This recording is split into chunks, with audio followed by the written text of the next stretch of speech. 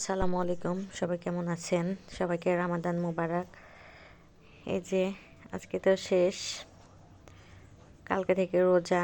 খাওয়া দাওয়া সন্ধ্যার সময় আজকে থেকে শেষ করলাম চটপটি দিয়ে।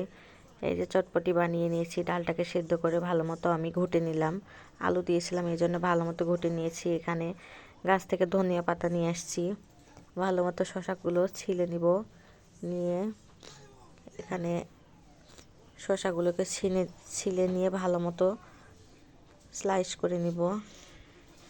এই যে ডালটাকে আমি পরে তেলে দিয়ে নিয়েছি।